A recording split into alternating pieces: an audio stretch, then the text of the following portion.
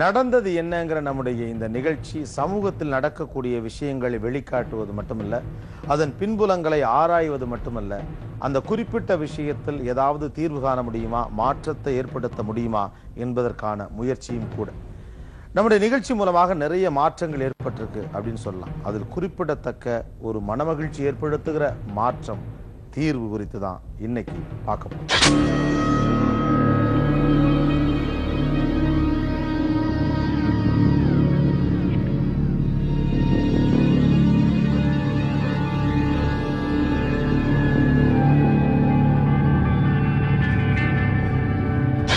பீகார்ல பெற்றோரை தொலைத்த ஒரு சிறுவன் காவல்துறையால கண்டுபிடிக்கப்பட்டான்.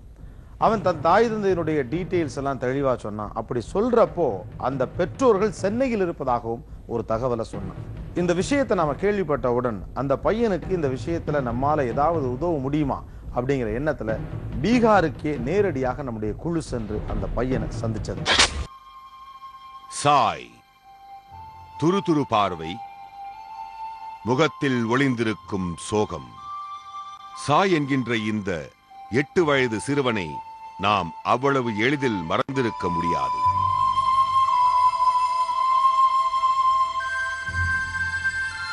பீகார் போலீசாரால் மீட்டெடுக்கப்பட்டிருந்த இந்த சிறுவனை பற்றி ஏற்கனவே நாம் நமது நிகழ்ச்சியில் ஒளிபரப்பியிருந்தோம்.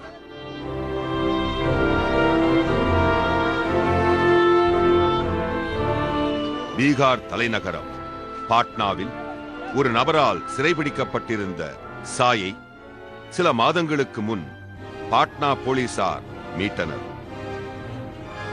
பாட்னாவில் SSP-யாக இருந்தார் ஒரு தமிழ் IPS அதிகாரி, மலர்விழி. சாய் தமிழை புரிந்து கொள்வதை உணர்ந்தவுடன் மலர்விழி தமிழ்நாட்டில் இவனது பெற்றோரை தேடும் முயற்சியில் இறங்கினார்.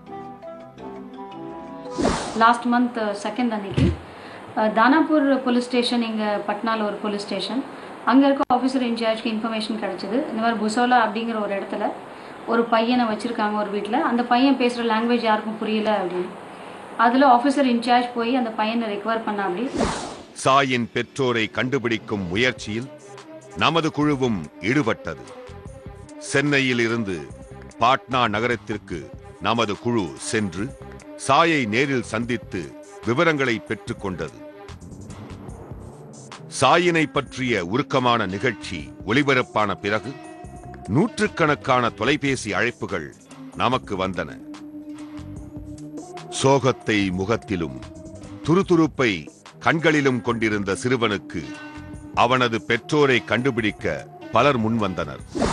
நான் அந்த பையன்கிட்ட பேசி இந்த அவங்க ஸ்கூல் பக்கத்துலேயோ அவங்க வீட்டுக்கு பக்கத்துலேயோ தன்னுடைய இருப்பிடத்தை பற்றி அவனுக்கு தெளிவாக சொல்ல தெரியல.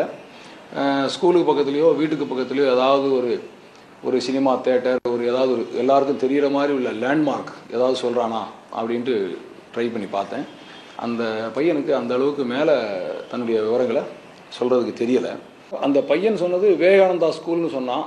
எங்களுடைய விசாரணையில் விவேகானந்தா ஸ்கூல்னு இந்த டி நகர் ஏரியாவில் எங்கேயும் இல்லை. இருந்தாலும் ராமகிருஷ்ணா ஸ்கூல்னு இங்கே ஏகப்பட்ட 15 பள்ளிக்கூடங்கள் இருக்குது. அதனால் இந்த ராமகிருஷ்ணா ஸ்கூலில் எல்லா இடத்துலையும் விவேகானந்தா சிலைகள் ரொம்ப இருக்குது. அதை வச்சு இவன் ஸ்கூலை எப்படியாவது மாற்றி சொல்கிறானோ அப்படின்ற இதில் ராமகிருஷ்ணா ஸ்கூல்ஸில் எல்லாத்துலேயும் போய் இந்த துண்டு அறிக்கையை கொடுத்து அந்த தலைமை ஆசிரியர் இருக்கிற ஆசிரியர்கள்ட்ட எல்லாம் கொடுத்து மாணவர்கள்ட்ட எல்லாம் கொடுத்து இந்த மாதிரி ஏதாவது தகவல் இருக்கா அப்படின்னு நாங்கள் கேட்டிருக்கோம்.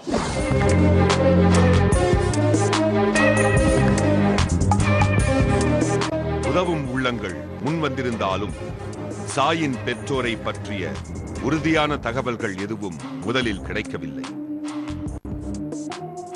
பீகார் காவல்துறையினுடைய முயற்சி, சென்னை டி நகர் அசிஸ்டன்ட் கமிஷனருடைய முயற்சி, நம்முடைய நிகழ்ச்சியில் சாயினுடைய பேட்டி ஒளிபரப்பானது, அதை தாண்டி அவன் படித்த ஸ்கூலு, அவங்க அம்மா அப்பா பேர், இப்படி எல்லா டீட்டெயில்ஸும் இருந்த போதும் கூட சில காலம் வரை அவருடைய பெற்றோரை கண்டுபிடிக்கவே முடியவில்லை. அவர்கள் குறித்து எந்த தகவலும் இல்லை.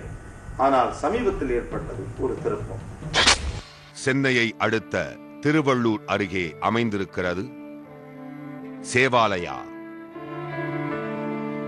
அனாதை குழந்தைகள் கைவிடப்பட்ட முதியோர்களுக்காக நடத்தப்படும் சேவாலயத்தின் நிறுவனர் முரளிதரன். விஜய் டிவியில் நடந்தது என்ன, இந்த நிகழ்ச்சியிலையும் அந்த சாய் என்ற மாணவனை பற்றி ஒரு நிகழ்ச்சி வந்தது, அதையும் பார்த்தேன். இது பார்த்தோன்னே இந்த மாணவனுக்கு நம்ம தான் உதவி செய்யணும் அப்படிங்கிற ஒரு எண்ணம் வந்தது.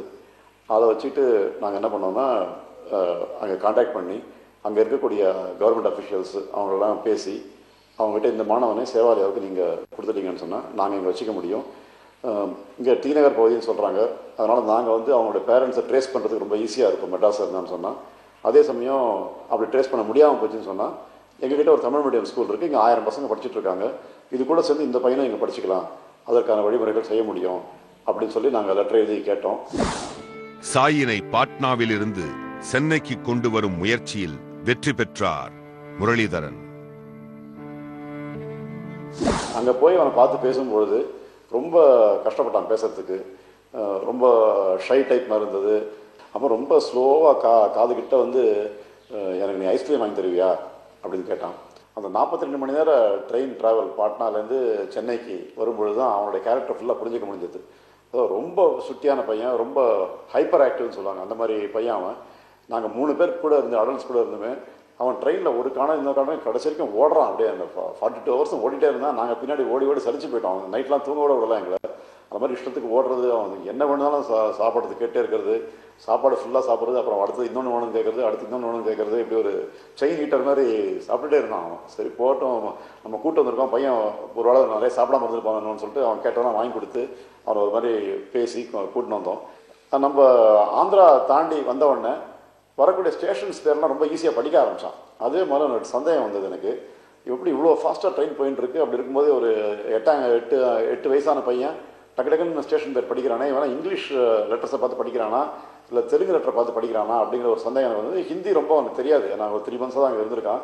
ஸோ ஒன்று இங்கிலீஷ் நல்லா தெரிஞ்சிருக்கணும், அப்போ ஒரு பெரிய இங்கிலீஷ் மீடியம் ஸ்கூல் ஏதாவது போயிருக்கணும். அப்படி இல்லை தெலுங்கு நல்லா படிக்கிறான்னு சொன்னால் அவனுக்கு வந்து ஃபேமிலி தெலுங்கு ஃபேமிலியாக இருக்கலாம்.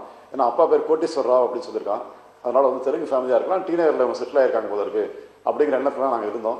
சேவாலயத்தில் உள்ள சூழலில் வெகு சீக்கிரமே பழக்கமானான் சாய். உள்ள வந்த உடனே அவன் முகம் ரொம்ப மகிழ்ச்சியா இருக்கு. இங்க இவ்வளோ பசங்க இருக்காங்க, இவனுடைய வயசு பசங்களே நிறைய பசங்க இருக்காங்க, எல்லாம் சேர்ந்து விளையாடிட்டு இருக்காங்க, நிறைய விளையாட்டு பொருட்கள் நிறைய இருக்கு. சைக்கிள் எடுத்து அவன் பாட்டு ஓட்டிகிட்டே இருந்தான்.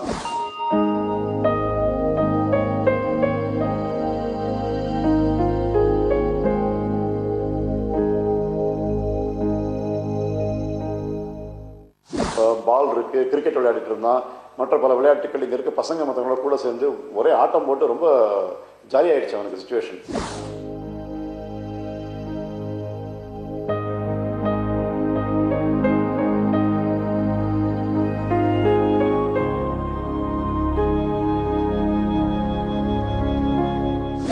பாஸ் பண்ணியிருக்கேன் அப்படின்னு சொன்னதால சரி 3ஆம் கிளாஸ் ஏதாவது படிச்சிருக்காங்க பார்க்கலான்னு சொல்லி அந்த கிளாஸ்லேயே முதல்ல கொஞ்ச நேரம் உட்கார வச்சோம் போயிட்டு.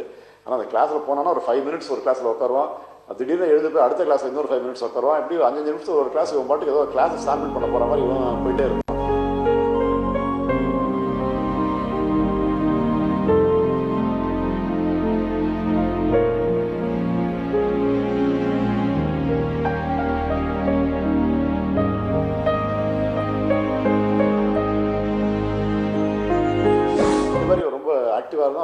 ஒரு இடத்துல உட்கார்றதுக்கே ரொம்ப கஷ்டமா இருக்கும்.